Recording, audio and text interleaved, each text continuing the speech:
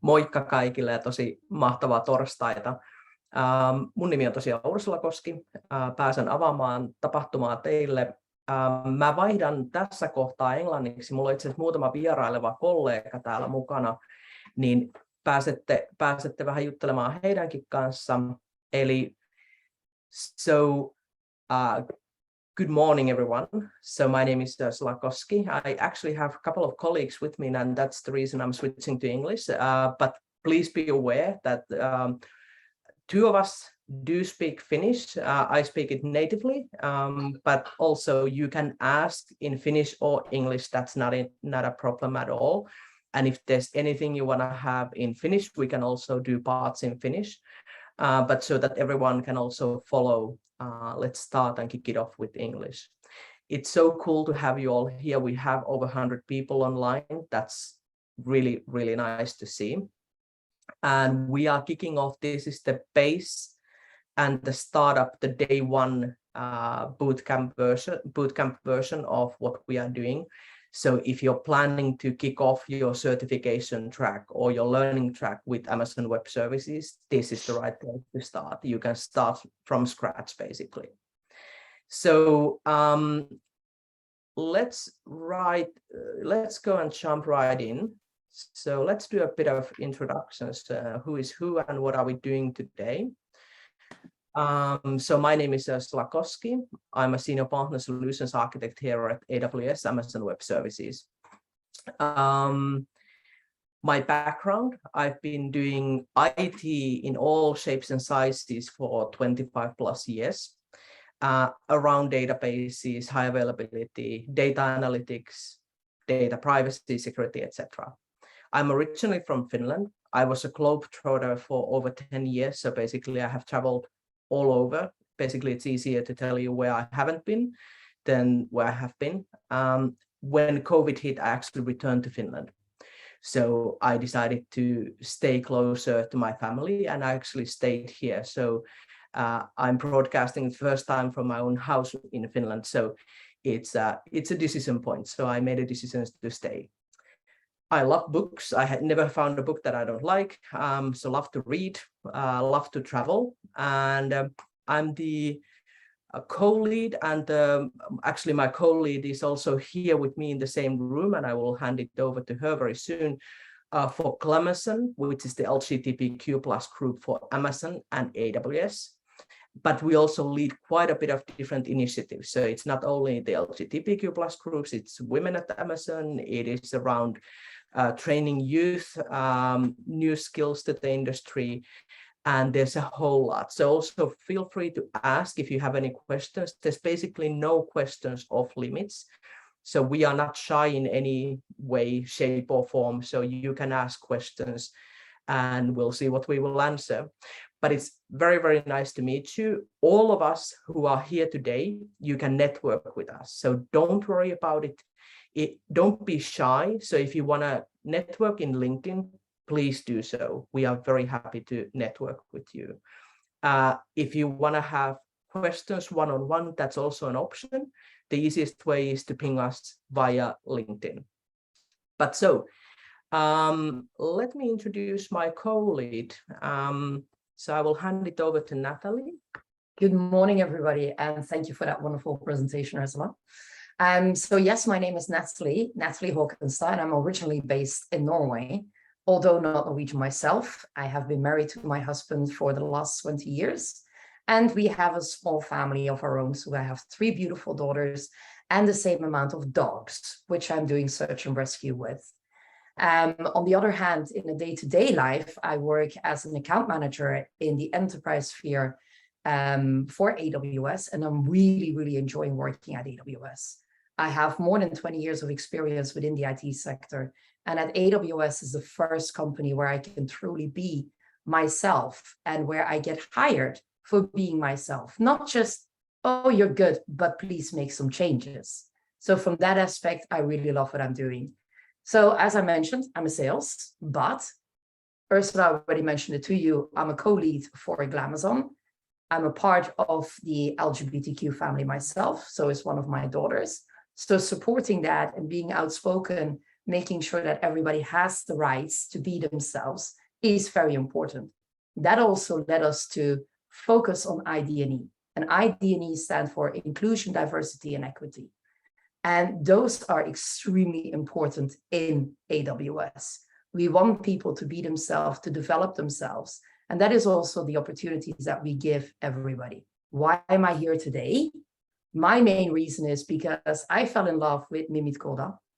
I got to hear a lot about it. I met some of the people who are organizing Mimit-Koda.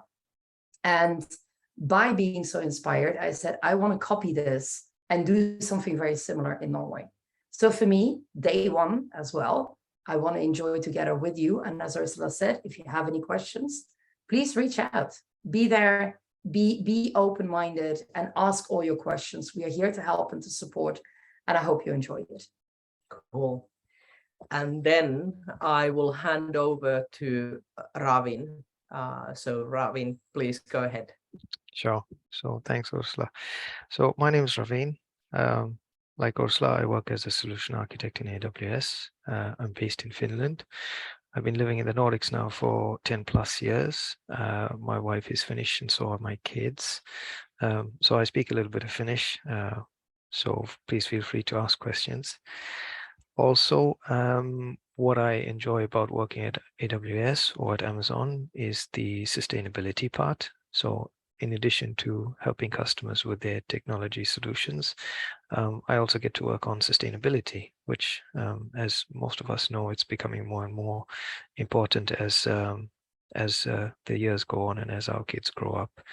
So yeah, that's me. And I've been working in IT now for 25 years. So a vast experience, and now working in cloud. Thanks, Ursula. Over to you. Thank you. So at any point when you feel I want to ask questions, you can do so in the chat.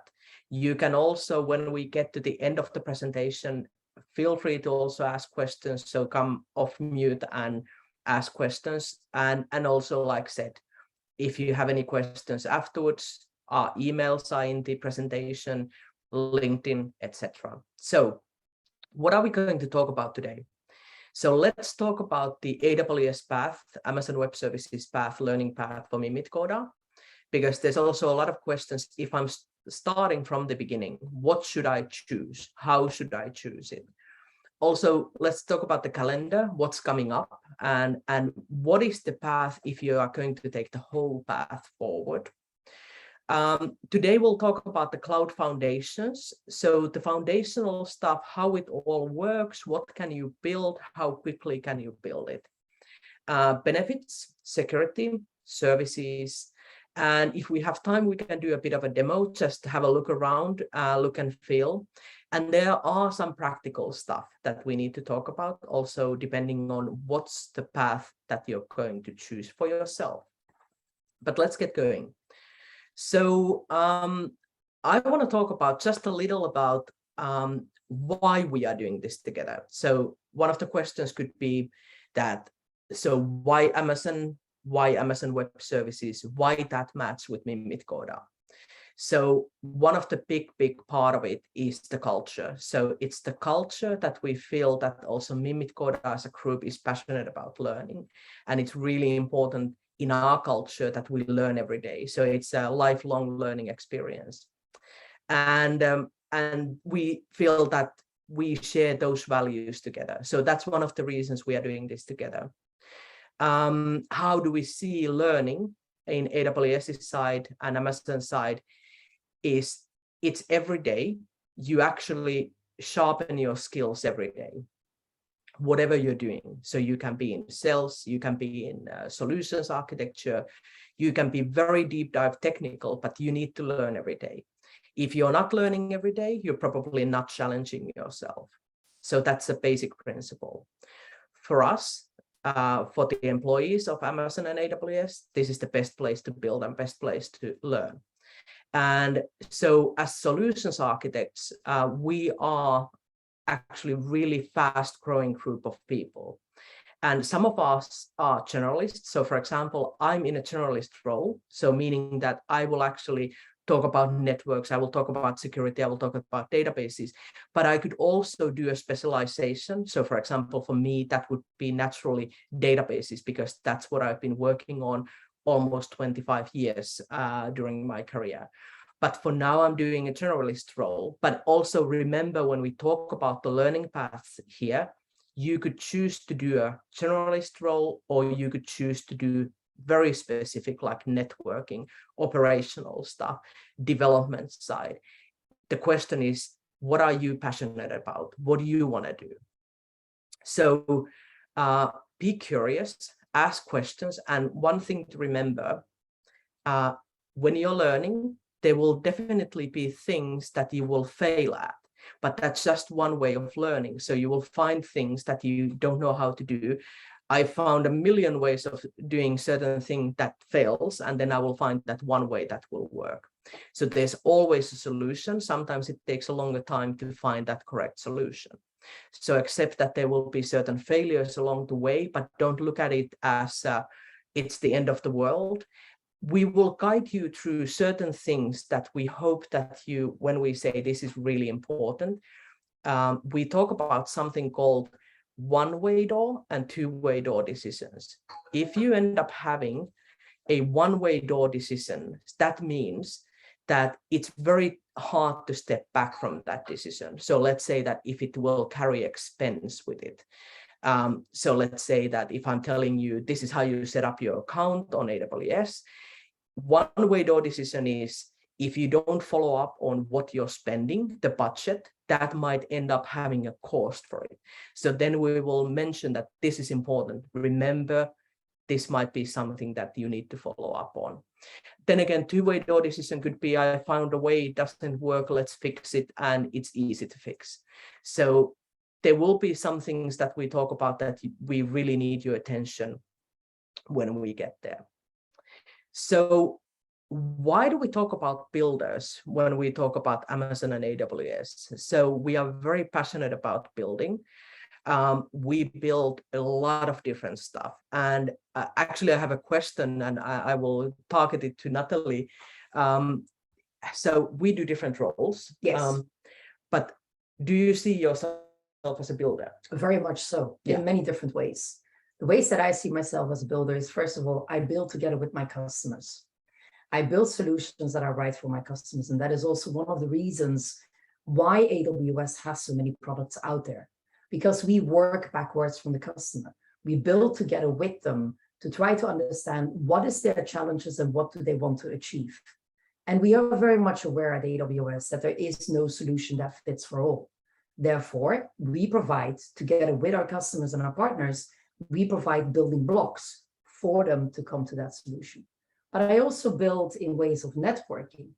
I build out in the company, which is extremely important to build that network in the company, to understand who has what knowledge and who is best placed to help, but also on the environmental part, where, as Raveen also mentioned, sustainability is extremely important, not only for AWS, also for our customers. So also there, we're trying to build solutions together with the customers and together with everybody who works at AWS. So a lot of building is going on. We're also driven by innovation. Exactly. And that's basically so, because many people don't, often they see it in ways that if you're an architect, you're building a solution, but we build on each and every level. And one of the main things that is good to remember, we always start with the end goal in mind. So whatever you're building, whatever you're trying to solve, start with the end goal and then lay out those steps. And that's how we work every day. So that's a bit about our culture, and you will hear a lot more going forward here. So then the question is, so why specifically Mimit Coda, and what are we doing together? And if I switch the slide, and I will show you my thought process and the thought process we have as a team on what we are doing. So this is the technology journey. So we will talk about technology, but that's not all. So technology is cool. It's nice to build different things with technology, but what does it lead to? So we have the base level of having the technology training. Then we have hands-on trainings called immersion days. And then we have certifications, but that's all good and nice. But the question is, where is it leading to? So what's the end goal here? And I can see it in many different ways. And I may actually ask Ravin and Natalie to chip in how you feel about this, but you will have some use for that technology training, either by having something that you want to build yourself, launch yourself, learn that skill and understand it better. So it could be also just, I want to understand it better. So that's the reason I'm joining this training. So then you can just join the technology trainings and be happy. Now I understand it better. Immersion days and immersion trainings are much more around trying it out and seeing how it works. Certifications are proving that you have that skill set. But where does it all lead to? So I'm very passionate about, you need to be able to use that in your work, in your role, in your hobby somewhere. So because if you're not using it, you will probably lose that skill.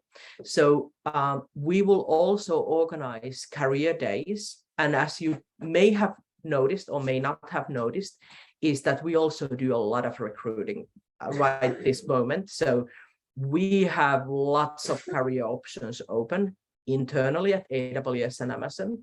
We have a whole host of partners that are recruiting. So to be very blunt about it, I also hope that we bring a lot more people to join us, to join our partners, to join this industry that we are very passionate about. We actually have a numbers goal. So because you also have to have a goal that you're aiming to hit. Coming to year 2025, we have a target of training 29 million new skills in this industry that will be also employed by this industry. And also this program is serving that purpose. And somebody asked me actually, because that goal was set a few years ago, the 29 million, will you hit that number? Will you actually train 29 million new people? Yes, we will. And we are actually going over that number. So we are actually hitting that goal and a bit more. So you are also part of that program. But the question to you in the audience is, what do you want to do? What are you passionate about? So please, whatever you do in your life or whatever you decide to do in your career, it's so much more easier to go to work when you're really happy going there and really enjoying your job. And that's something I would really want to share. So if you're happy, if you're enjoying your work, it doesn't actually feel like work. So what are we doing when it comes to certifications and why that matters? We actually support your certifications by paying for your certifications. And in practice, what it means is that we have 2 certification tracks happening at Midkoda. What is Cloud Practitioner, which is the foundational cloud certificate? One is Solutions Architect Associate.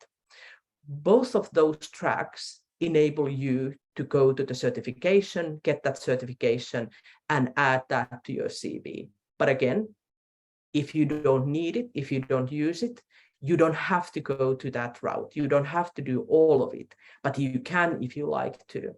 What's the use with the certifications? I have kind of a twofold opinion.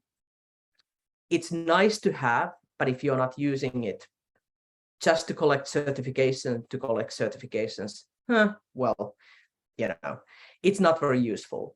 But it actually proves a point that you know this much about cloud. For example, the Cloud Practitioner, you know the foundational stuff. You have gone through the certification, you have paper to show it. Solutions Architect is a much more demanding track. And again, because it's a much more demanding track, it will require time investment also on your free time to get through that exam. Just practice, read. The materials we will provide for you, but you still have to read outside of the webinars, outside the immersion days to practice for the test. We will also organize practice days before the certifications.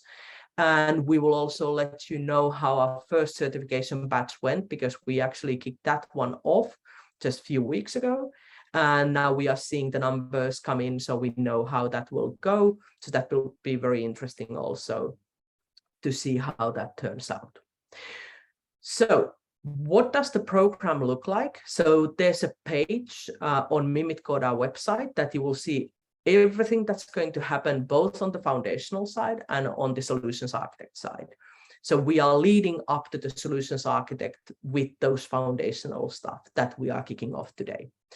So the next one that you will see will be the security bootcamp, and that's on the 22nd of September.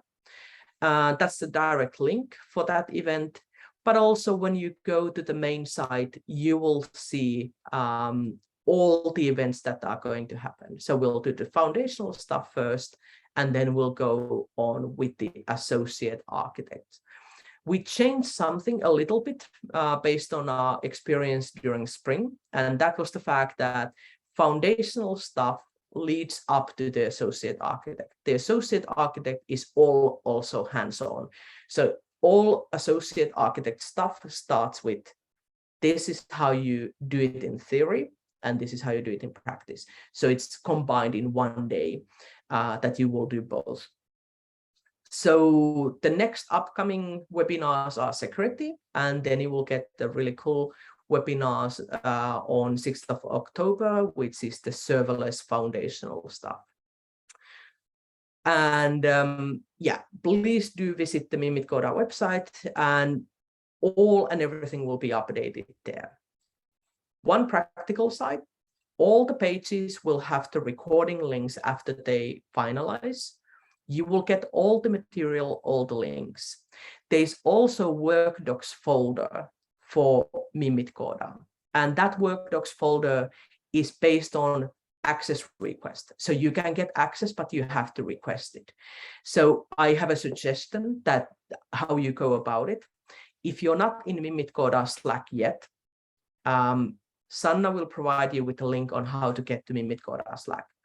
And in Slack, you can find our team. All of us are in the Slack channels, and there's the channel for AWS. So you can either ping us directly or ping the channel and say, I would like to get access. So you can also ping me directly. I will give you access to the work docs folder. That will have also all the slides, all the extra demos, everything that we do. And when we start doing architect associate track, there will be also practices that you can practice on your own. So if you need it, request access. So then let's get going with the actual content, and let's talk about cloud foundations, and let's talk about the benefits of the cloud. And so let's start from the beginning. So what is cloud? What is cloud foundations? What is the benefits of the cloud? So let's start with the journey, how it began for us. So many of you know what Amazon is. So you know the history of that bookshop, of you being able to go to Amazon.com, order any book, textbook, whatever you were ordering online globally, and it got delivered on your doorstep or the closest post office. But how does that relate to Amazon Web Services? So what is Amazon Web Services in the context of Amazon? So it's our mother company, of course. Amazon is the mother company of Amazon Web Services. But how did we end up in a point where we talk about cloud? So as many companies, we started our journey by installing servers and networks and things and creating projects and databases. And yeah, it was practical for a while, but then you notice that as the team grew, there were different ways of building things. Some were really good, some were not very practical. And then the question is, what's the best way of building things? What's the best way of standardizing stuff? So we started looking at how to build the cloud, or how to build solutions that are provided for Amazon. So how to provide storage services, video services, databases, servers. And all of a sudden we grew bigger and bigger, and we needed more global reach. So we needed that access to those resources very quickly, because we also grew very quickly. So we started standardizing processes. We also started growing global footprint, and we started creating faster cycles of producing certain services. And also, how do you do that keeping the cost in mind? All of a sudden, we actually noticed that we are quite good at building those services and very fast at building those services on a global scale. So Amazon Web Services was actually launched from that initiative of doing things better, faster, simpler, and also cheaper. And eventually it grew into a business that is now AWS and Amazon Web Services. And we sell the same level of services we provide Amazon to customers externally. So if you look at just like a basic statement, what is cloud? It is on-demand delivery of IT resources. It can be storage, it can be network, it can be databases with pay-as-you-go pricing. So why actually there's a difference, pay-as-you-go pricing? Natalie, you have sold also a lot of servers and solutions, and what's the difference really with the pay-as-you-go pricing? Well, pay-as-you-go pricing has the benefit that if you don't use the service anymore, you don't pay for it. When you have it on site, whatever you do, you still have to pay for the service. Even if you turn off the machine, you will still have to pay for it. Yeah. Now, the other benefit as well is that pay-as-you-go, which also means that if you grow your business, then you have the availability to scale up immediately, then you pay more. If you downsize your business due to an economical situation that you're in, that also follows, you pay less. So it is really, we support growing together with you, and we have certain programs for that as well. Exactly. So it's actually a really fundamental building block, and the reason we talk about it is also that the understanding of leveraging, scaling up certain services, having servers on demand, day by day, week by week, hour by hour. That's a very fundamental piece of having cloud infra. So that's also one of the fundamental benefits when you talk about cloud. So that's really cool. So you don't have to buy your own servers, and you don't have to worry about how do you scale down or how do you let go of the servers. So you can actually spin up very quickly servers, databases, storage. So so we got around of being very good at building this, and we started selling those solutions to other customers. And what actually happened, so AWS got established 2006, so official part of Amazon. And after that, we grew really quickly, really rapidly. And today, we are actually seen as the cloud leader and have been the cloud leader for 11 consecutive years based on Gartner. And that's actually something that, yeah, I have to say I'm also very proud about, because it is a tough position. But there you see something that we also talk about a lot, because we learn every day, we build every day, we experience, and we also accept the fact that we can fail at some point and then rebuild something. That's something that builds up experience. And that's the reason also when we build up that experience as individuals or as companies, that will keep you in that leadership position. But it is a lot about learning and education. So a couple of things. So what are in practice, what do we talk about? What are the core benefits of the cloud?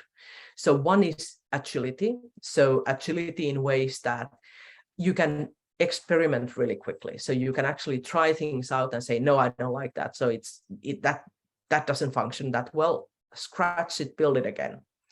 And you can do that frequently, even every day you can do that. What else? Cost savings. So cost savings in ways you don't have to build thousands of servers if you now need one, but if you need 1,000 next year, you can actually spin those up very quickly. So you only pay for what you use. So that's also very cool. Elasticity. Elasticity is when it comes to scaling up or down based on your need of the business. So very often when I talk to big customers, I hear this, our business is on its high, the peak hours during Christmas time. Let's say that you're selling something to the consumers customers, and Christmas time is when you make all your money. If you're buying it all yourself for your server room, then you have to scale up to that point of having that maximum capacity. In cloud, you don't have to. So you can actually scale it up for Christmas time, scale it down after Christmas time. So that elasticity is a big part of it. And now when we start talking about more advanced features, when we get around to those, you will also see that you can do that in some levels, even minute by minute or even second by second, which is really, really important when it comes to cost savings also. Then there's the innovation. So, and I'm trying to explain this in ways of, if you look at it through individual eyes or business owner's eyes, innovation in ways that you're building something different than the other customers, the other companies around you, or even other individuals. So being the architect, being the specialist, being the developer. When you can innovate faster, that gives you that edge of defining yourself or your company. So what are you doing differently? Because you can do those servers, you can do those networks. What are you doing differently? Why is somebody using your skills or your company skills? So you need to differentiate, because the world is full of developers. There's architects, there's companies, there's startups. What are you doing differently? And how do you differentiate in the market? So it's not about just doing the generic stuff. It's about doing something different. And that's what builds business. And that's what builds your individual brand also. And the last but not least is the global footprint. So we are globally everywhere. So AWS has a multitude of access points, and we'll talk about what those access points and what is the region, and we'll get to that today. But it's a footprint that you can find access points everywhere. You can have services spin up in China. You can have them, if you decide to take them close to home, you can have them in the Nordic countries. You can have them in the Central Europe. There's access points, there's services everywhere. So you have that global footprint under your click of a mouse, so you can spin those up. So those are the main advantages. And then the question is, what is important as a technical contributor? If you're a technical person, architect, developer, etc., there's one thing I would like to point out before we jump into a bit more cultural issues and things around cloud, and that is security. So even though the security is not listed on this one, I would say we use the word of job zero. I don't really like the term. It doesn't really translate to Finnish, for example. So if I go and say job zero in Finnish, nobody understands what I'm talking about. So maybe we'll skip the term itself and we'll talk about what it is and why do we start with that. Before we build anything, before we create any solution, we have to think about security. And also, given the situation in the world right now, it's much more important. Is it secure? And how do you secure it? Against who are you securing it for? And that's the reason before we build anything, we talk about security. And we need to understand when it comes to cloud that security is a shared responsibility.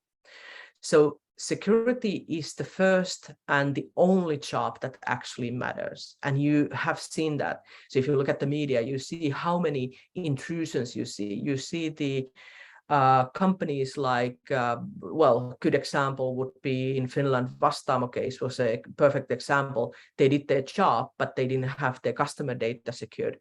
So you have to start with security. So security is always a shared responsibility model. What does it mean? So what are we responsible for? What is the developer, the architect, the individual contributor responsible for? So we are responsible for security of the cloud. So it means that whatever services we provide, the global infrastructure, we provide security around those. It's the physical security, facilities. How do you secure access? How do you do the edge locations? How do you do the spinning up the servers and securing those? Who has access to the data. And no, we don't have a backdoor to your data. So that's also one question that we get really often. So let's say you lose your encryption keys. Well, you have backdoor to the data, right? No, we don't. So there is no backdoor to the data. So that becomes the shared responsibility model. So we provide the infra, but what you need to take care of is the layer above. So customer, developer, architect is always responsible for security in the cloud. And the first thing is customer data. So the data that you hold and how do you secure it?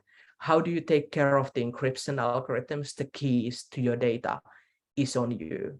And there is no backdoor, there is no extra key, there's no master key to that. You hold that in your hands and carry that responsibility. Then you have to also decide, how do you do like user management? So how do you give users access to the environment? How do you do operating system management, network, firewall configuration? So let me give you an example. You're setting up a web server. That web server will be publicly facing the internet. You want to give access to that web server to the whole internet. Do you give access to the whole internet? Do you give access to only specific IP addresses? Certain countries, for example, you could just open it up for Europe. Or, for example, do you want to give access to all the ports or only the ones that are the public-facing pages? Those are decisions that you have to make. And often you also see when people give too relaxed rights and accesses and firewall rules that it's not working or we got an intrusion, then you have to look at who owns that part of the system, who owns that part of the defining of security settings.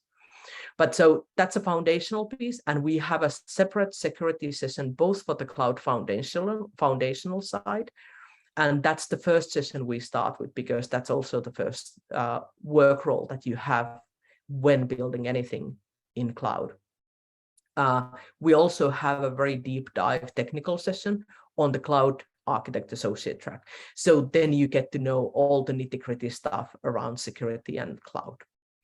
But then we have another role that is as important, or even I would say for our future, it's the most important role, and that's the sustainability side of things. And because I know that that side of things, even though I understand it, but it's not my core competency. So Ravin, I would like to hand over to you, and let's talk about sustainability and actually why do we talk about it? Cool. Thanks for that, Ursula. I'm going to take screen sharing away from you if that's okay. That's okay. Question though in the chat in Finnish. So somebody's asking, do we have any immersion days planned for this autumn? Because the agenda only shows webinars. We will. We Okay. will. The only thing that we will probably ask for feedback, and you can also give the feedback at the end of this session, is that how do you want to do it? Because we did during the spring, we had the immersion days, so that immersion days started with the basics, and then you had security, and then you had serverless, etc. What we also experimented last spring with one immersion day is that we had immersion day that gathered all the topics, and people actually really liked that way of doing. So we would really love to have that feedback on how do you want to do it. Do you want to have like a longer immersion days with access to more material, or do you want to still do the specific like security focus, and then that's the only immersion day? So feel free to give us feedback during this session. We could also maybe send a questionnaire that it's a really short one. What's your preference? And also we would like to hear your date preferences. We are also happy to lead a few weekend immersion days, because I know that some of you are going to school and you may not join for a whole day. If you prefer having a Saturday immersion day, we have a team that's willing to do that and happy to do that for you. But then again, if it's only us there, maybe then let's not do it if we don't have anybody online. But if we have a lot of people who would need that, we are happy to do that. Cool. Thanks for that. If there's any more questions, please pop it in the chat. Great. Ursula, I'm sharing my screen. Can you see sustainability at Amazon? Yes. Great. All right. So let's jump into the topic then, my favorite topic. So what I'm going to do today is cover sustainability at Amazon. First topic is going to be what is sustainability? And it's not only about carbon dioxide. The journey that Amazon and AWS and all the partner companies are on in terms of sustainability. And then how is AWS helping its customers? So what is sustainability? Basically, 35 years ago, the UN defined sustainability as meeting the needs of the present without compromising the ability of future generations to meet their own needs. In addition to natural resources, we also need social and economic resources. Right? And when I joined sustainability, I thought I was going to save the world by reducing the carbon dioxide. And when I read this statement, it really stopped me to make me understand what is sustainability about. And basically, there's a picture, if you look on Google or if you look at what sustainability is about, of putting the picture of economic, the environmental, and the social needs of us as people and the planet together. And pretty much when this picture comes together and we have the balance of these three pillars, we are basically sustainable. So sustainability is about how do we actually work together in harmony with the environment, the social needs, and the economic needs that we have. Okay. So the sustainability goals, there are 17 goals that are defined by the UN. As you can see, the first one is no poverty. Ursula and Natalie were talking about gender equality, inclusion, diversion, and equity. So there's many goals that we can relate to, and I think the biggest one that we think about is climate action now, which is goal number 13. Next slide. So basically in 2019, Amazon and a company called Global Optimism basically defined a pact together that they call the Climate Pledge. And what does the Climate Pledge entail? It says that we are trying to get to net zero carbon by 2040. If those of you are familiar with the Paris Agreement, the Paris Agreement says that we are trying to reach carbon neutrality by 2050. So what Amazon is trying to do is reach that target by 2040. And also, we have invited other companies to join us in this pledge, right? When I showed the slide to the Mimit Gorda program in the spring, there were 313 businesses that had committed at that time. And this morning when I looked, basically there are 322 businesses. So in a space of 4 months, we've had now 9 companies that have joined the pledge. Basically, what the pledge is about is that we are very transparent about our scope emissions or carbon emissions. We basically share our plans and our commitment of how we're going forward with reducing the carbon dioxide or basically helping sustainability actions. And also the third point is that wherever we cannot reduce the carbon footprint, we compensate from other areas. In the Nordics, you will find companies like Tuolloin, Accenture, Neste, Elisa, Posti, Klarna, Scania that are all part of this initiative. Okay. So as of today, Amazon's commitment to sustainability last year, so in 2021, we were the world's largest purchaser of renewable energy. And the amount of energy we purchased was enough to power 11.7 million homes in the EU. What always makes me very inspired to work in this place is that by 2025, internally in Amazon, all our operations will be running on 100% renewable energy. and that's our target. So if you think about it now, we are in 2022, so we've got 2.5 years to get to this target, which is pretty aggressive, but a good ambition to focus on. When we look at the data centers, basically a study shows that we have 88% lower carbon footprint and 5 times more energy efficient in the EU when you compare an average data center in the EU. Okay. And we are trying to get electric vehicles on the roads for delivery, so hopefully reducing the fossil fuel footprint. And also we've pledged $2 billion to the Climate Pledge Fund. And what does that mean?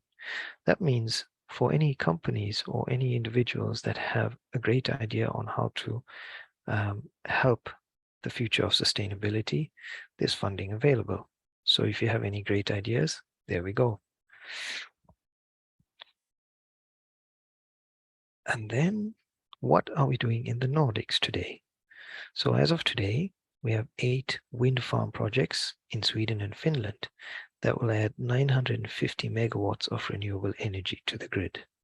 Now, these are projects where we buy the energy and we basically run our data centers and our operations from. Specifically in Sweden, we are using real-time sensor data to adapt to the changing weather conditions. So in Sweden, AWS uses direct evaporative cooling systems, which means for more than 95% of the year, we use no water to cool our data centers, but we're using the environment. And also, we provided $4 million for a Swedish water conservation project to protect against flooding, boost equality and biodiversity. So as you can see, we're quite involved in sustainability, and it doesn't only stop at IT. But going back to IT and data centers, so as mentioned previously, AWS is up to 5 times more energy efficient than a typical EU enterprise infrastructure. And this was done by an independent study called 451 Research. As part of the presentation, you will get links to these research studies that you can peruse by yourself. But basically, across the different countries, you can see how efficient AWS is with its data centers. This is pretty much the report where it shows that cloud servers are responsible for the largest energy reduction, more than 67%, due to it being more energy efficient and more highly utilized. So basically, we invest a lot in technology, especially our own chips. We are producing Graviton chips that are ARM processors, and they are defined or they are designed for the workload that they are going to run. Also, the data center facilities account for another 13% of reduction. So using power, cooling systems that are more efficient brings us closer to the 80% mark. And then when we are running on 100% renewable energy, we can get a further 16% reduction. And then as we get close to 100, it gets challenging on how to actually get to 100% carbon footprint to be zero. Okay. So as Ursula shared the security model about responsibilities, in the same way, we have the sustainability responsibility model with AWS, where AWS take care of the infrastructure. So for example, we look at how our concrete is being made and how can we offset the carbon dioxide from being released from the concrete. We take into effect of how our servers are being used. Are they being utilized as efficiently as possible? We're looking into the electricity supply, which is renewable energy, and how we actually get rid of waste.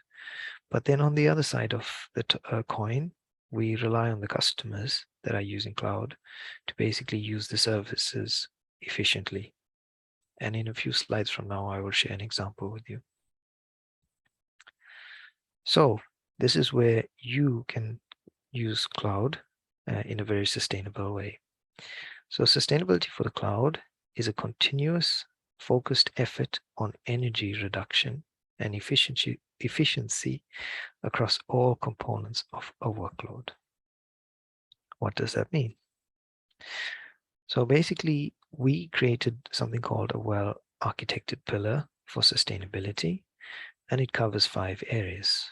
It covers the software and architecture, user behavior, hardware, data, and development and deployment process. And I know this example is quite small, but I will talk through it quickly. But basically, there are some wind farms that are in Europe, and the data is collected in the US. And the data is processed in the US and pretty much shipped back to the users in the EU. Now, when you think about it from a sustainability perspective, can we bring the data closer to the source? So do we need the data to travel from Europe to the US, which basically increases the electricity required to actually transport the data, and then back again? Can we move the data source closer? And with AWS, as you will hear shortly, we have a solution for that in terms of regions. And then also a simple example about users. So basically, the users get an email summary report for the data that they need. An option could be, do we actually need to send out those emails? Or when the users need the data, can they actually access the data and pull it by themselves? But these are the design choices that we have to make in order to make sustainable decisions and designs on cloud. Okay. And then in 2021, last year, for those of you that are familiar with re:Invent, it's AWS's biggest event of the year where we release our newest features. And we released the AWS Customer Carbon Footprint Tool.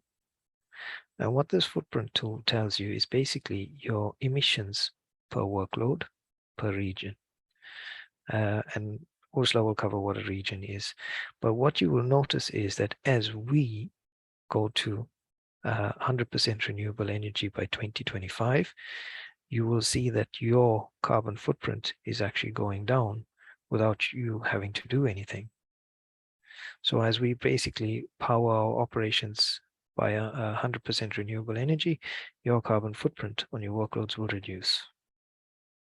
Okay. So the Amazon Open Data Sustainability Initiative. Basically, we have a platform that allows you to access data that's shared by many different organizations. And by that, what I mean is basically, if you go to this web page for the ADSI set, I'm just going to click on my web page. Basically, this is the home page. And for those of you that are familiar with Ilmatieteen laitos, is the Finnish Meteorological Institute for weather radar data, you can actually click on that. And basically what you will see is an S3 bucket, so a data store, so to speak, or an object store, where you can actually access the data from Ilmatieteen laitos, or the Finnish Meteorological Agency. And you go, so what? Well, basically, I am going to show you what the folder structure looks like. So if you copy this command, let's copy this command.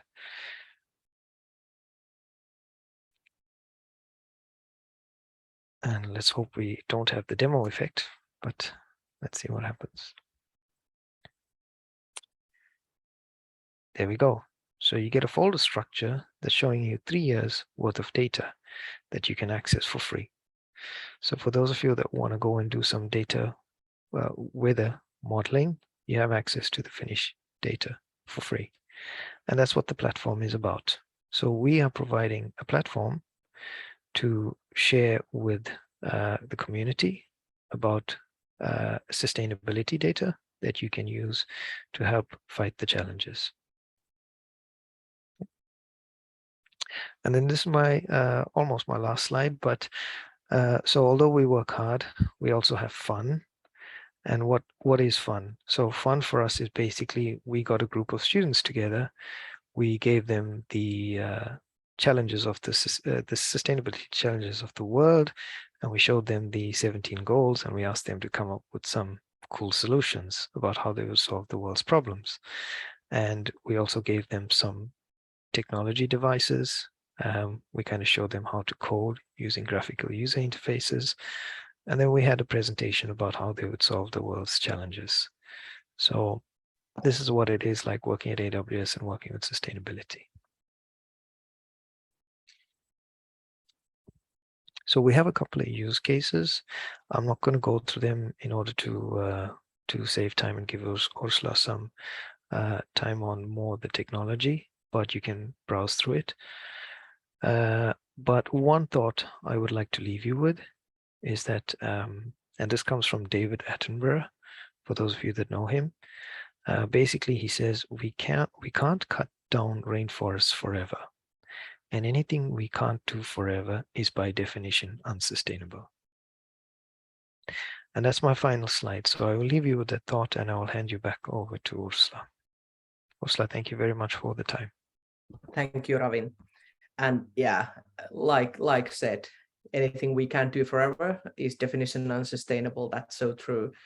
So when we get into the practice of building stuff, so when we get into the practice of, okay, we have this global infra, we have the sustainability goals. So how do we actually start building? And let me share my screen. And so you should see my slide. Let me know. I do. I see. We are builders. What are we building today? Cool. So let's start the end goal in mind. So when we start building anything, the question is, what are we building? Why are we building it? What are we using it for? So you can start from a definition of, it could be just that you're a developer, you want to do like agile, fast, try this, see how it works, and that's the perfect playground to do it in AWS, and try and see how it works. You could also be a startup company that you have a vision of how this would work and you want to try it out, and you can do it in a sandbox, try it out and see how it works.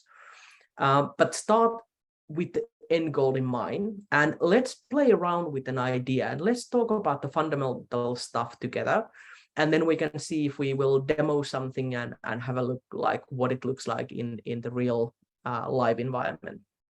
So with any startup or with any projects that you're starting out with, let's set up some goals. So what are we building today? How we are going to build it?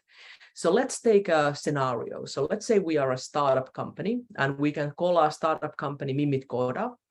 And if we are building something just small, for example, a public-facing website, then we might set up certain targets, certain goals, like we need it to be fault tolerant. So fault tolerant in a way that if one service would fail, we would have a backup service. Or it could be a database project, or it could be something new. Let's say that we are building something around machine learning and AI.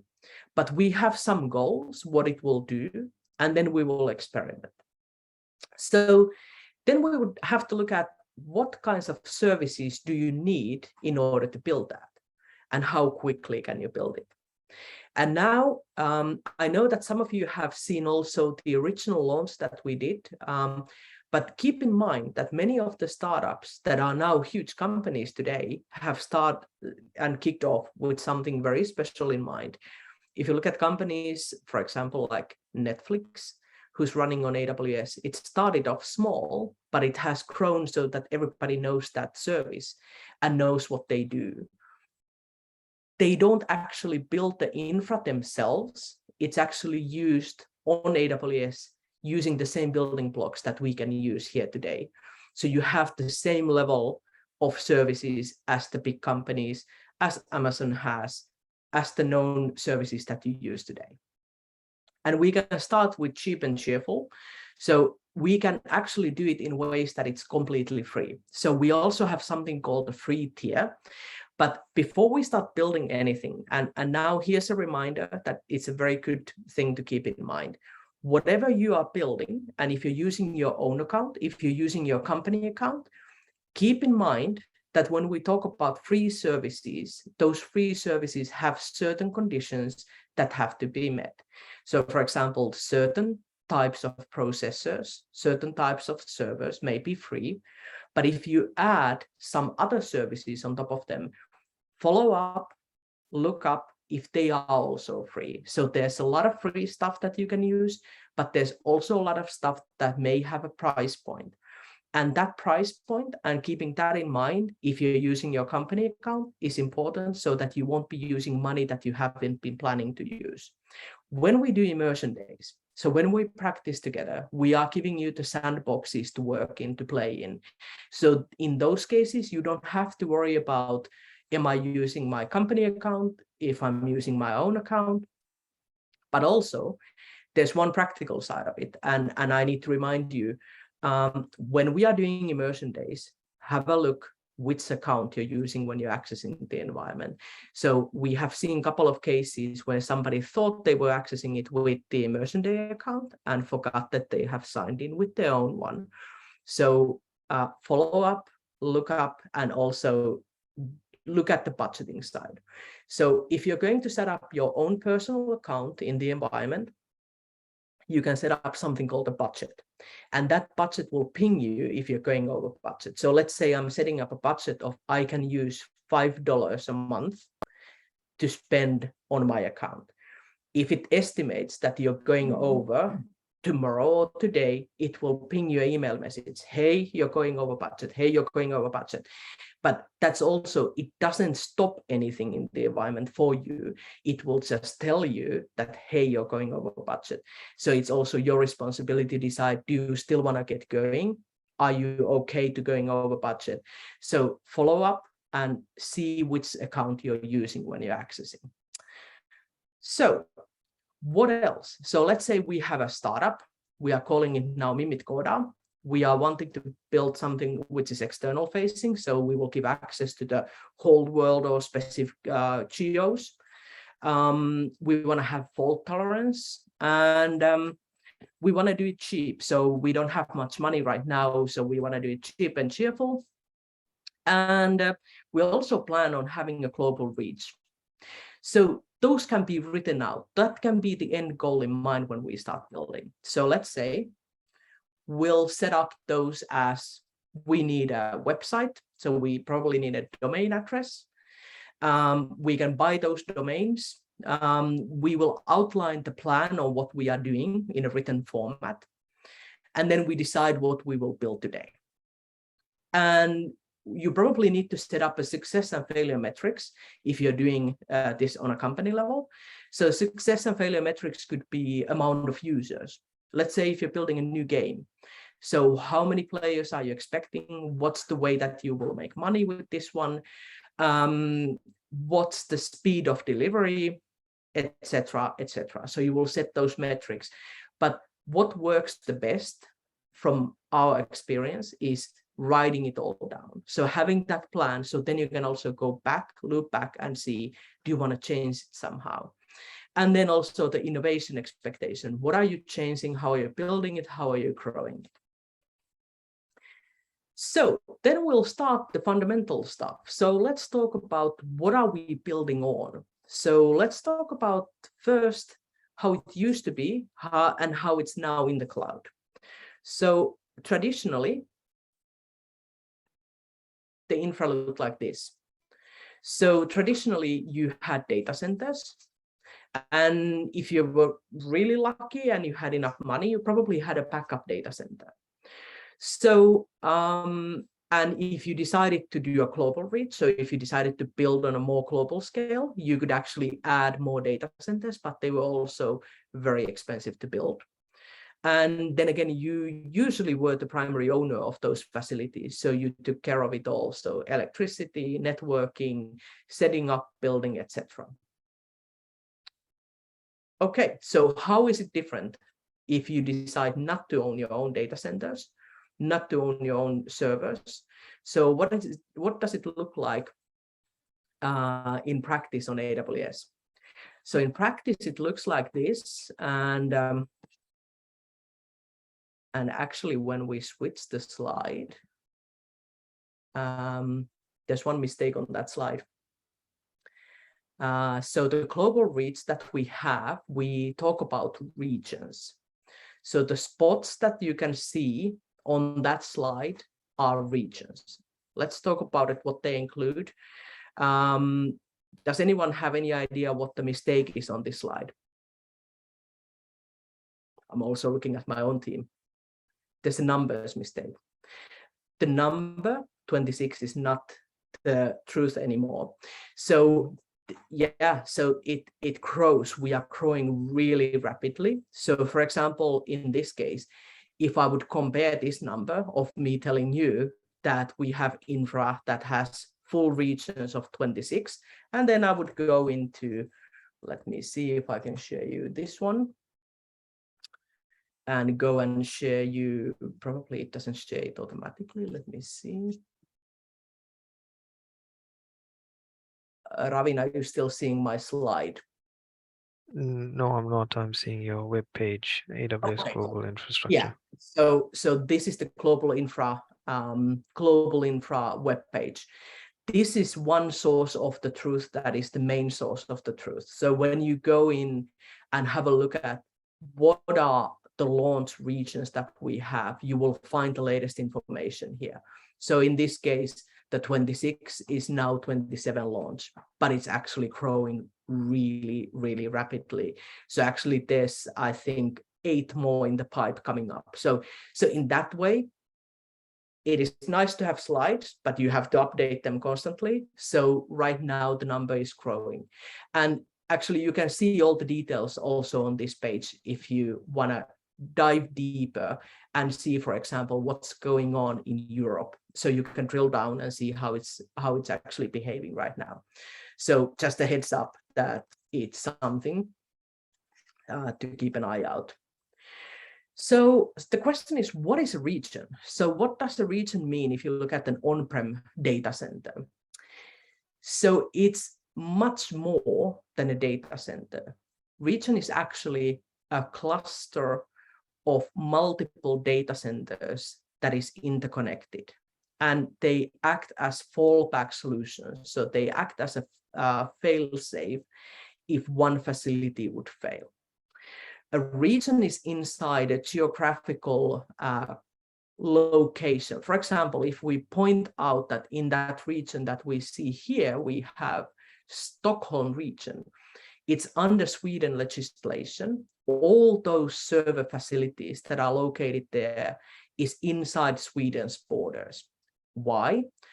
Because of security and privacy laws, because of tax laws, because of a lot of local legislation. And also when you place your data in a region, nobody else can move it around. So nobody will pull your data, for example, from Stockholm to the US. It's your decision where the data is residing. So in many ways, it's also a decision point on where do you want to provide your services from. But let's go back to the scale. So if the on-prem server room could have been a teeny tiny warehouse closet, region actually has a multitude of facilities. Multitude of facilities meaning that one location, one physical location, can be thousands of servers and racks. And then those of you who really love tech, I know that somebody's going there and saying, I want to visit the facilities. I'm so sorry, you cannot. I would also love to visit the facilities, but I don't have any reason to. So I've been saying, like, I would like to visit, you cannot. So sorry. So they are also secured in ways that only those people who are vetted to work in the facilities can work in the facilities. So you have to have a reason to go in there. But okay, if one site is hundreds of thousands of servers, what do you mean that there's multiple facilities? So, for example, in Stockholm region or in Sweden region, you have 3 different sites that are completely autonomous. So completely autonomous meaning that if one site would fail, the secondary site can continue on.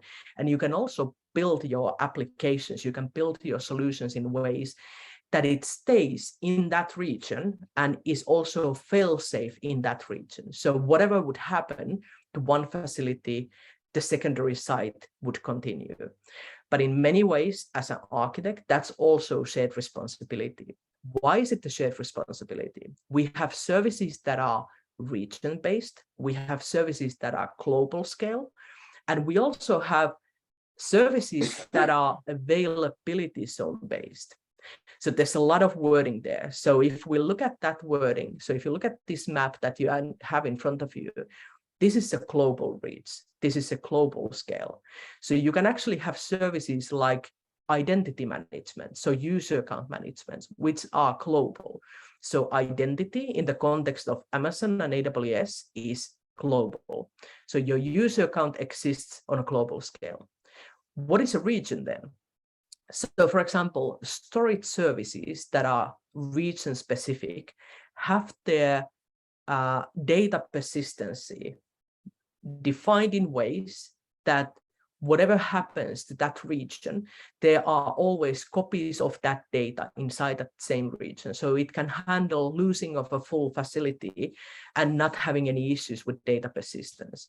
So you need to remember that global scale, region scale, and then facilities level scale.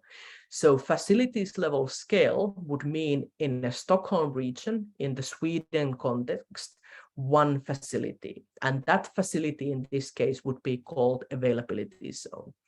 And even inside the same availability zone, even inside the same facility, everything is at minimum duplicated. So network connectivity, electricity, whatever it is duplicated. And in a case of emergency, in a case of a global crisis, losing of a site, you would not lose data in the context of those services that have that fallback solution.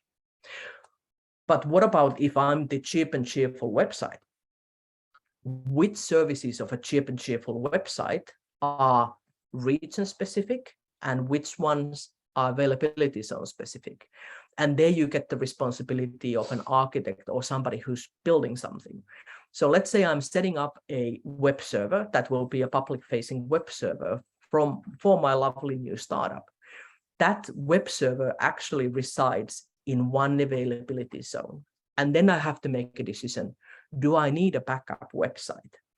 If I'm a global web shop, if my whole income is based on that website needs to be accessible, then you probably need to have a backup solution and even another backup solution and global scale and access points across the whole network and the global reach and regions. If I'm just building a hobby website that's reporting, for example, my own, let's say, fitness goals, and I'm only one using it, then probably not. I probably don't need that backup solution. Why would I not build that backup solution? Is because if I'm using components that have a price, if I'm doing it on both availability zones or multitude of regions, it will have a price point. So that's the reason I would maybe decide not to build those. And of course, adding complexity in the process. So if you look at that map, and you wonder why they are also orange spots. So those are the coming soon spots. You also do have something called like public sector or government sites. That means that they are dedicated, for example, in the US for those users that are government users. So then those facilities are only for specific use cases. But in practice, 27 regions, all the regions have multiple sites, all the sites are interconnected with a black fiber connection, meaning that it's a very, very fast connection, low latency. Well, okay, we're using low latency connections, we are using global services. What happens once I enter the AWS network from anywhere? So let's say I'm connecting to my web server, I'm maintaining it, I'm in the network. What you also need to remember, because the global scale interconnects between regions, it interconnects between sites and servers. Once you enter the network, you can actually traverse the whole network globally. So you can actually use that access point to bounce from region to region and without even traversing the public internet. So you can actually use that very cool interconnectivity that is a global reach to go around the world, so travel around the world. So that's pretty cool. But that's not all. And I know that there's a lot of new words if you haven't actually been introduced to these yet. So don't worry about, you will get all the material and you can also access the documentation. But what else is there? So, okay, we have the regions. So that's the point of presence, and that site that is inside a country that is split into availability zones. And those availability zones support that site by providing that safety net of having those servers available even if there was an outage, but also you have the responsibility of planning when you're using availability zone specific servers to have backup servers. But then you have a lot more. So there's a lot more regions coming up. There's a lot more local stores coming up, but there's also points of presence and edge locations. And Ravin, how do you feel about points of presence? Because I know that there's a lot of talk about, for example, when we are setting up services that need fast connectivity. And now that you have seen in the news that we have points of presence like edge locations and local zones, etc. How do you see the benefit of, for example, having a local zone in Finland? Like, what do you see is the most important part of it? So for me, there's many important parts. One is that the data is local. So if you have any regulations where you need to keep data local, we will have a local zone in Finland, which is pretty much a smaller version of the data center. But the point of presence is an important one because so in Finland, AWS does have a point of presence in the south. I'm not going to reveal the location, but basically it means when your traffic needs to get to the AWS network for your service, for any users in Finland, it actually gets to a point of presence in Finland. And then from there, it travels on the AWS backbone to the service that it needs. So your users get a really fast response time from your service by using the point of presence and the edge locations. Exactly. Instead of going out to the internet and finding the local ISP, might be Elisa, Telia, whoever it is, and then rerouting to all the different service providers to get to the service itself. So big benefit there, Ursula. Yeah, exactly. And like you can hear, it's because the reach is global and the network is global. The fact that when you find that fastest point of presence, once you get in that network, then you are in that network and then you can traverse the whole world using that same network. Maybe one thing to point out is that there's also different kinds of connectivity locations. As you see, there's direct connect locations mentioned.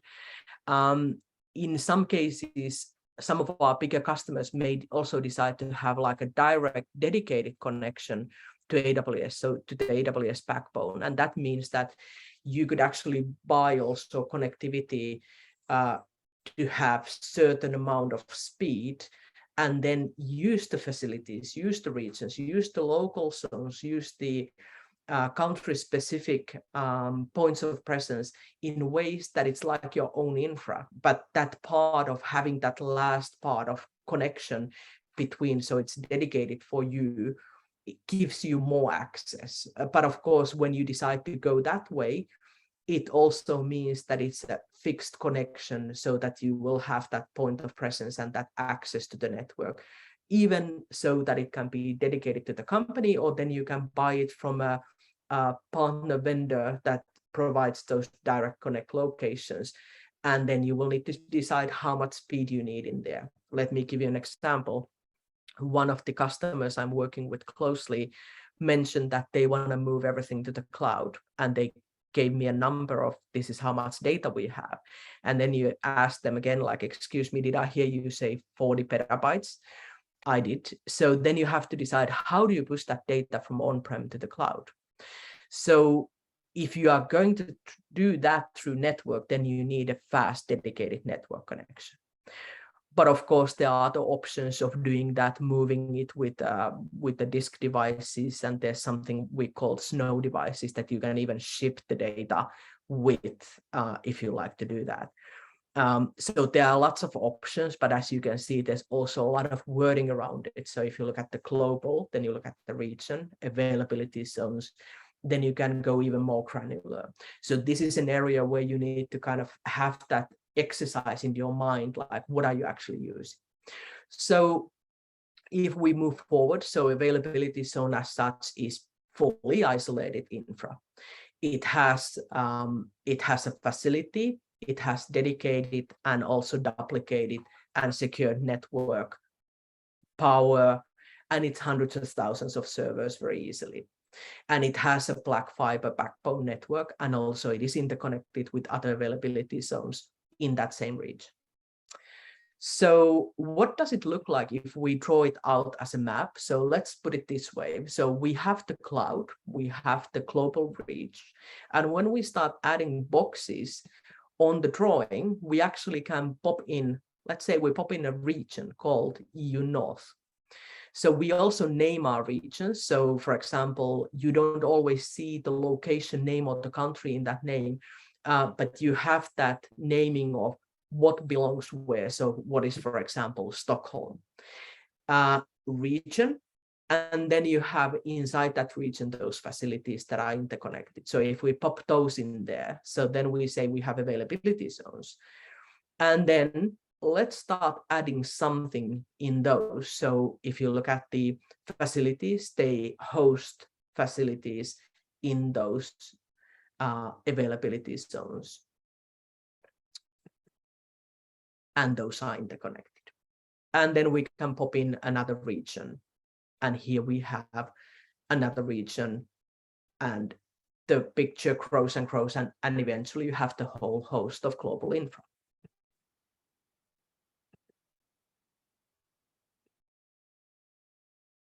And that global infra is also interconnected. So workloads as such, if they are databases, if they are web servers, you can spread them out across availability zones. And those availability zones internally are already resilient. But if you want to add more resiliency, you can use the region, adding those servers, adding those functionalities in multitude of availability zones. And then again, the global reach, you can also use that. In practice, it would look like something like this. So we called the context of a cloud network, a VPC, virtual private cloud. And let's say we are building in a region, one of our main regions, US East 1. The region specific in this context is the VPC. So I can have my virtual private cloud, which is a network, and I can give that network a range of IPs. So it will be a class of addresses, a reach of addresses, and I need to do a bit of network design, and that's something we will practice together when we do our webinars. And then what I will do, I can actually start adding subnets to my virtual private cloud. And those subnets are actually availability zone specific. So then you will get those network ranges in those availability zones. So my public subnet, which would host the web server, would have an IP range. And that web server would sit in that availability zone. So in this case, US East 1 is the region. And then you have US East 1A, which is the availability zone. Everything that's underneath the availability zone is duplicated, dedicated, autonomous. It's fail-safe to a point of everything is fail-safe. But of course, let's take some kind of a global catastrophe. Whatever would happen in that region that would cause something very major, like a huge earthquake that would pull out all the electricity from that availability zone. What would happen to that web server if it doesn't have a fail-safe in another availability zone? So then it would have downtime. So what I can also do, I can decide to do a fail-safe on the next same region availability zone. In this case, it would be like US East 1B. I can have multitude of different networks with different rules. So I can have a public subnet. I can also have a private subnet.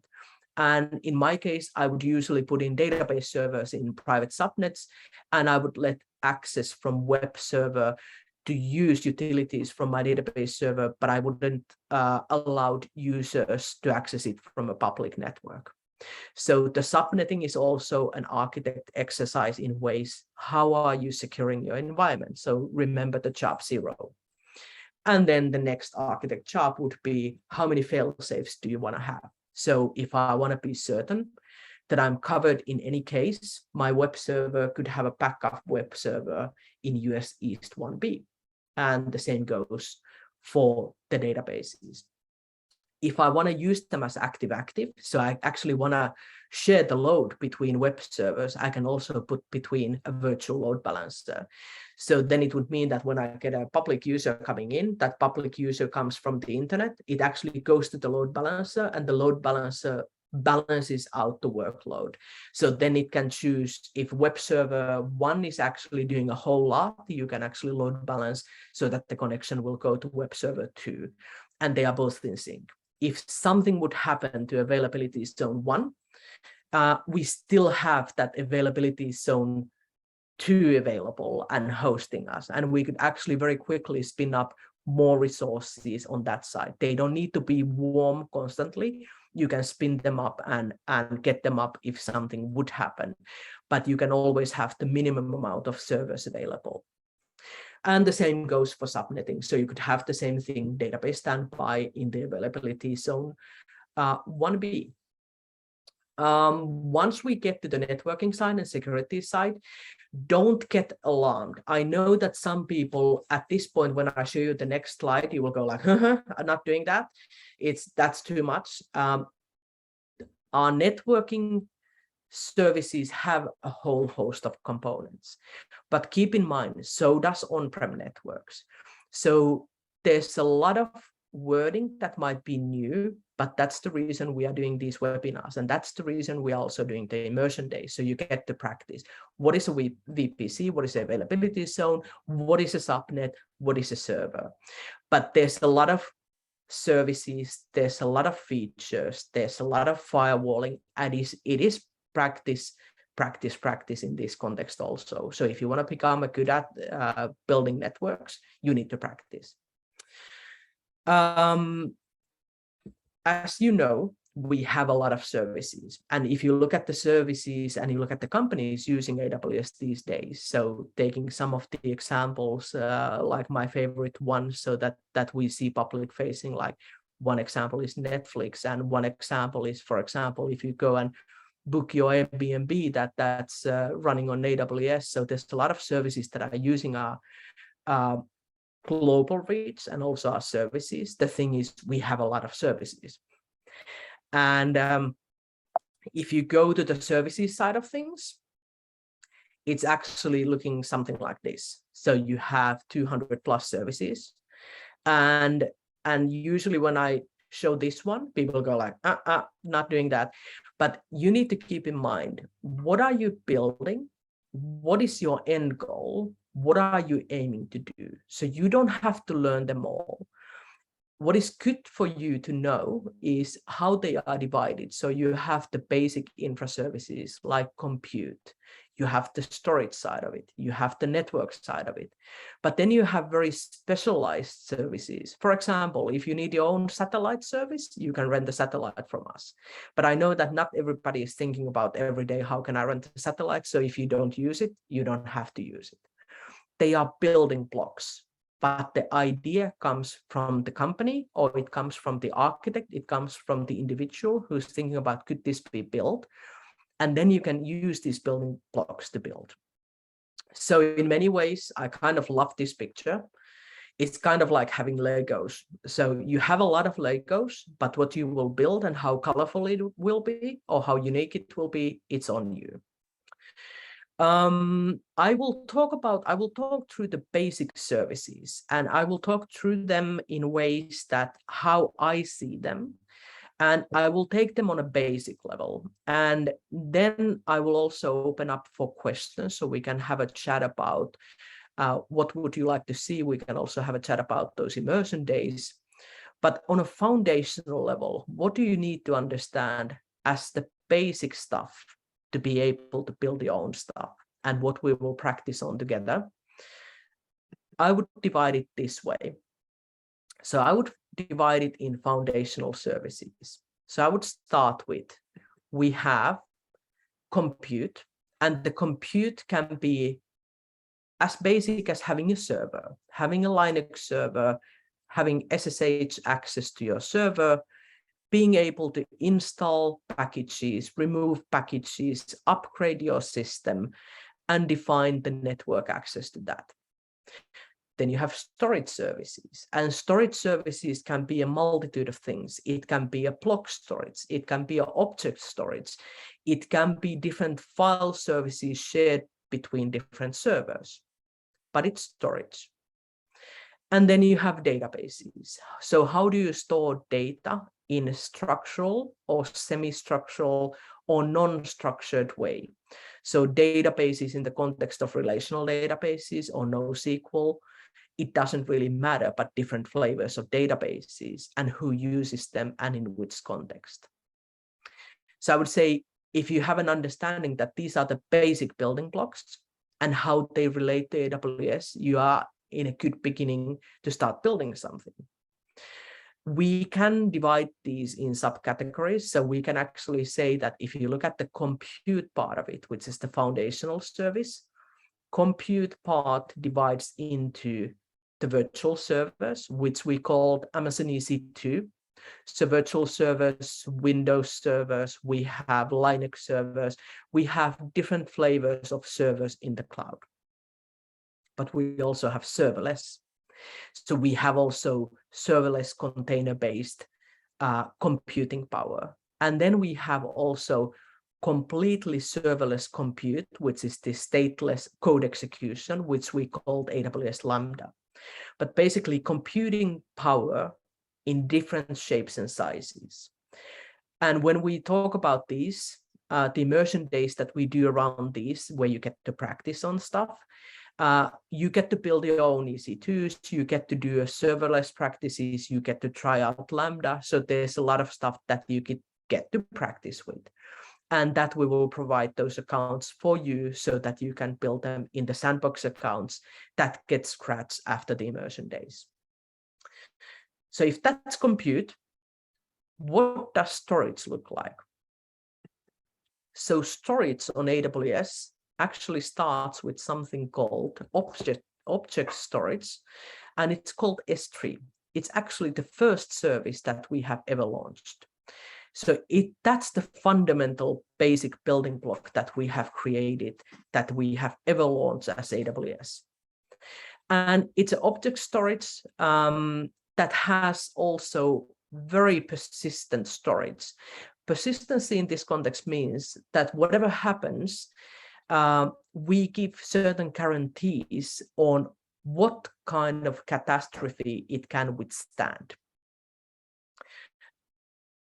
Also, there's many other storage types, even outside this slide, but what we need to talk about is block storage.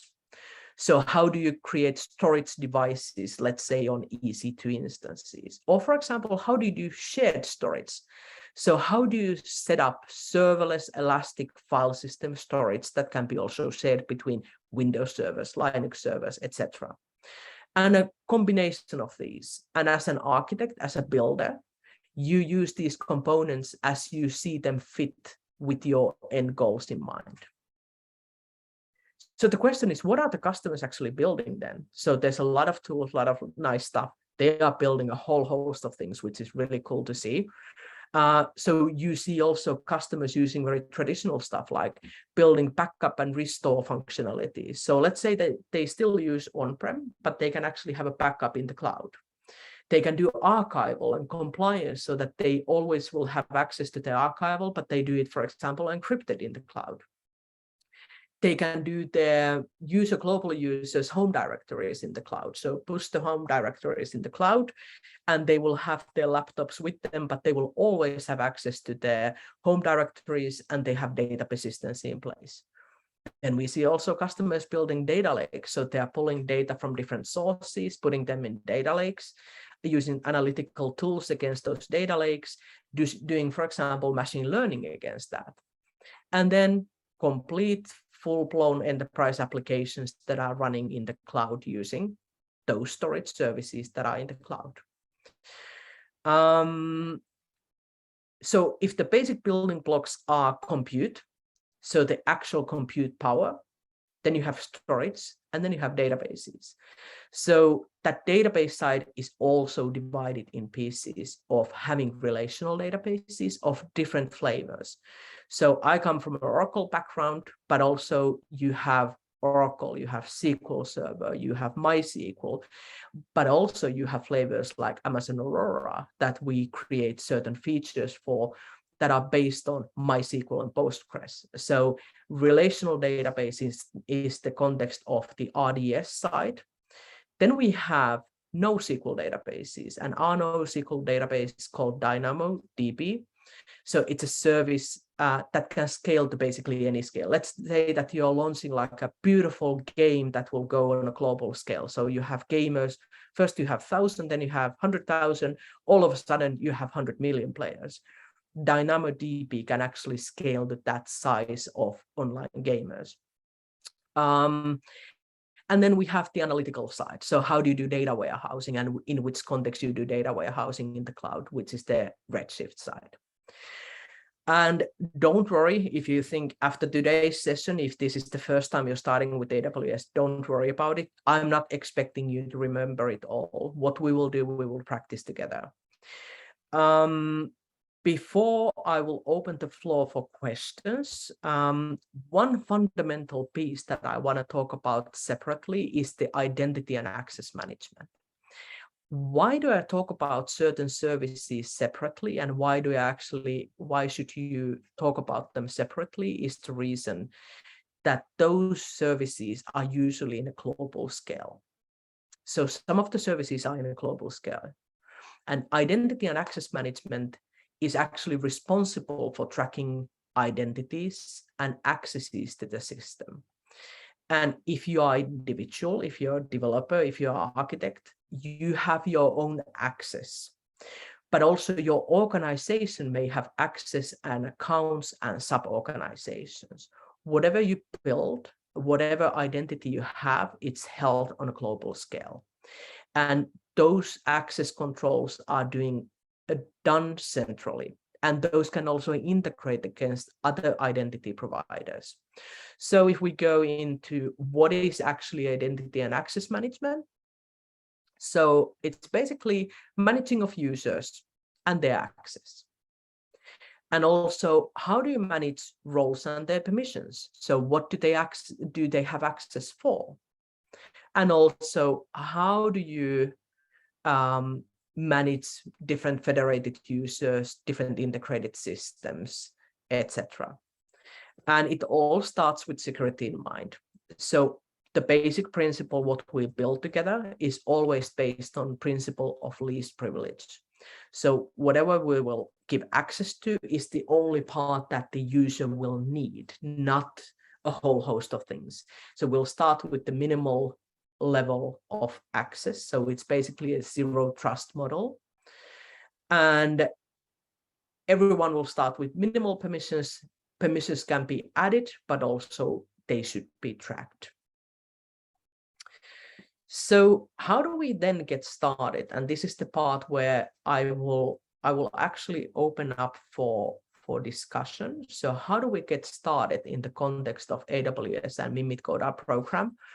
I would say after hearing us talk about AWS, have a think about what do you want to do? So do you want to get certified? Are you looking for the next role, the next challenge? Are you looking for having a level up? Let's say level up in the context of getting my next work role. Also, it's completely fine if you say, I'm only interested in, let's say, in serverless. I want to know everything about serverless. We can help you with that. So we can actually, you can join the serverless workshop and be happy that that's the one that you want to learn about. So you don't have to be a part of each and every webinar if those are not in the context of what you want to learn. But when you start mapping out your path, if we look back to the slide where I talk about the certifications. So if we go back to the actual certification and the program itself. So if we go back to this one. So the technology training is the fundamental piece. Immersion days are the ones where you get to practice. Certifications is the one that where you prove that you have that knowledge of cloud practitioner, the fundamental piece, or solutions architect. I would say, think about where you are going to use it and train it and practice with it. And also, if you're looking for your first role, if you're looking for your internship, once we do the career days that we're planning to do with you, that can be a good starting point to map out what would be interesting for you. What would you like to do as a professional in the field? But so, like said, we are very happy to network with you. So you can reach us over LinkedIn. And then my question is, at this point, do we have a lot of open questions? What kinds of questions? And let me see now. I can see. We do, Ursula. So we have a few questions in the chat, ranging from some people not understanding, having the feeling of not understanding what we've explained today from a technology point of view, to some people not understanding the service names. And then the question is this normal? Yes. So don't worry about it. If you have a feeling today that, like after today, that my head is spinning, there's so much that I don't get, don't get stressed, don't get alarmed. There's a lot of stuff, and if you have never experimented with the AWS infra, and we have that 200 plus services, if you would get it like from this first session, then I would be saying that maybe you didn't. So it's fine. So we'll start with piece by piece, building it together. And I want to add in there as well, yes, I have been working more than 20 years in the IT industry. When I moved over to AWS, I always have been working on the on-prem industry. So cloud for me was completely new as well.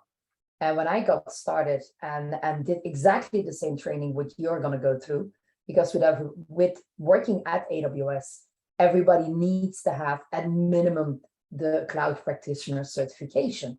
So I had to go through the whole processes as well. And in the beginning, I was just like, oh my God, what did I get myself into? But now it's fun. And now that you have that level, you reach that certificate, now you can start building. And I regularly have conversations with you, Ursula, saying like, which next certificate should I take? Because you understand that with the program that you are provided today, we will take you by the hand. And you can always go back and say, hey, I didn't get that quite right. Can you share that again or explain it to me in a different way? And there's a lot of material out there as well. Exactly. And one thing that we have been doing in the past, because when we started our first 6 months of this training class, there were a few people who said that, I don't get it. I don't get my brain around, after also the immersion day, that I don't get my brain around how it works in practice. So what we did some training sessions on Saturday. So just a couple of hours training sessions where we went in practice of, this is the server, this is how you create the VPC. So this is how you create the network. This is how it happens when you, let's say you shut down the server, what happens, how the storage relates to that. So it will take a while, it will take practice. We will also give you a lot of tools where you can do self-practice when it comes to cloud practitioner, when it comes to cloud architect associate. But sometimes it's a lot of just, hey, let me sit down and let me try this again. And there are no stupid questions. So also I would really, really want to urge you to ask questions when you get to that place of, hey, I don't get it, can you explain it? It will get easier, I promise it will.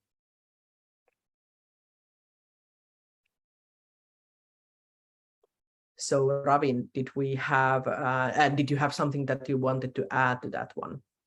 No, I think you covered it well. The normal feeling for anybody getting into cloud is, even for me as well, you're not used to what's about to hit you.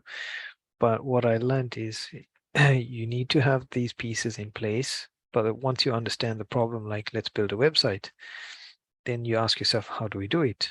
And these are the pieces that you need to start to put together to build a website. Exactly. Yeah. So it'll come. Okay. Any other questions that we have open right now? Or is anyone willing to ask so that they want to unmute and join us? You can also ask that way, or you can add to the chat. There was one question in the chat about what can participants read before the next session. So I'm just posting in 2 links about security. So there are 2 links. And then there's another question. I was also taking notes, but missed a couple of acronyms. Will these slides be available after the lecture? Yes, so the slides will be available. They will be both on the website, so with the recording and the slides, but also in the work doc. So you will also find the older workshop slides in the work docs folder. So you have the whole history. So you will see a bit of difference between the slides of the different sessions, but we are not removing old slides. So you can also see the historical stuff, and you can also see the ones that have been covered during the spring with the different immersion days and different webinars. So also, if you want to go and read up on those, you can do so. Cool. The next question from Hanna is, what kind of background in IT is necessary for this program? Actually, none. So I would say that the foundational stuff you can start from basically any industry and transform into cloud. Will it be, if you have never done anything in the cloud, will it be difficult, or will it be much more like challenging? If you have never built any servers or created any networks, if you have to start with basics of, for example, how network behaves, there will be more work, but it's absolutely something that you can do. And also that's the reason we host those extra sessions. If we see that we have a bigger group of people who need those extra sessions, we are happy to do those. So no, you don't have to have a technical background to join this program. The Cloud Associate Architect is the next level after this one. It is much more challenging. So let's say if you're starting from scratch now, that you haven't built anything, and then you're starting to build, I would maybe take a bit of time in between before joining the Architect Associate, because just practice a bit and then join the next version of the Associate Architect. So you don't also have to be worried that we are disappearing anywhere. We will be doing this next year also. So there will be repeats of the Cloud Architect Associate, so that won't be the only one. Cool.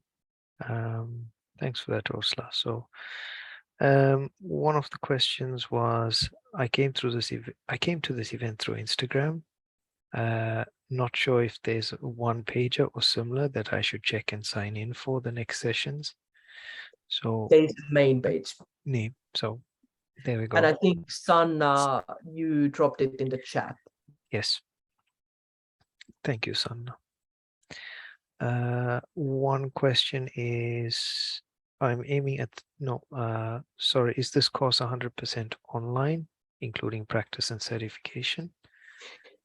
This will be online. We have a thought that now that the COVID situation hopefully is now done and dusted, we will probably have something fun arranged at the office at some point, but it will be more social gathering.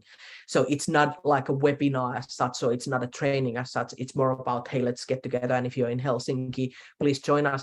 We also have a few partners joining us in this program. So I will be giving you all the partner names, but for example, one that I can already mention is Knowit is joining us, And they will be inviting also, you will have visits if you want to go and visit them.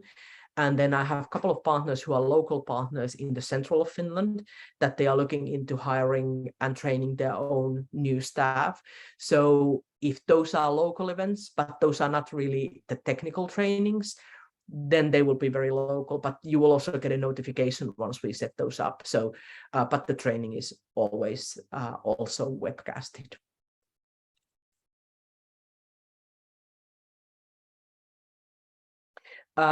The main source of truth will always be the mimitkoda.fi/amazon/-2022, and of course when we get to 2023, then we will have a new page for that. So there's a landing page.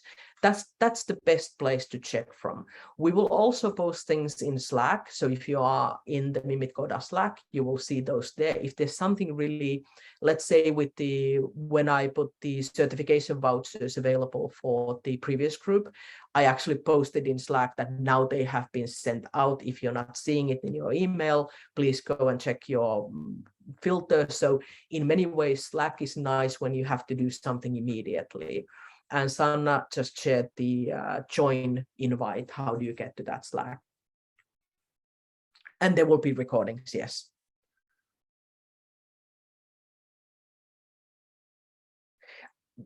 Then I could maybe ask a question, or maybe I will even direct it to Natalie, because So because I know that you're planning to launch something similar in Norway. Mm-hmm. If I ask the audience, because you'll see the webinars, you have the immersion days, and you know, we are talking about career, we're talking about partners and job opportunities. If I ask from the audience, and you can drop it in the chat, or and I'm just wondering if I'm asking this correctly, is there something learning wise that you would like to know about the audience, like what to do or what not to do, or should it be longer or shorter? Is there any questions that you have as a setting up new program in Norway? For me, what I would like to understand from the audience is, what is driving you to do this? What is the goals that you want to achieve? And based on the information that you have received now today, I know that it is still very fresh and limited with what we can already share, but would you suggest any changes? So please go with the answers. I'm really, really curious to see what it's going to be. And you can always give feedback afterward. So, for example, the mimitkoda team really is happy to and appreciates all the feedback. So even if you, in the evening, you're like, oh, I forgot to mention, this would be really cool, you can also ping us on LinkedIn, you can ping the mimitkoda team. Let us know, because we also evolved the program based on the feedback. So it's really, really necessary to get that feedback. And if you see that something is missing, tell us, and we will see if that's an option to add in.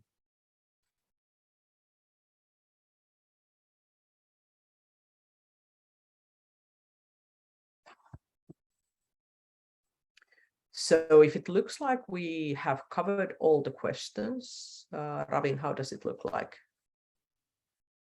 Yeah, we've covered all the questions. I've covered some by chat. So cool. Pretty much, yeah, we're all good at this point. Cool.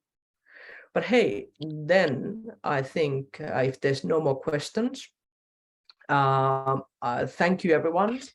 Thank you so much. And we will see you in the next one. Absolutely. Thanks, everybody. Thank you. Take care. Bye-bye.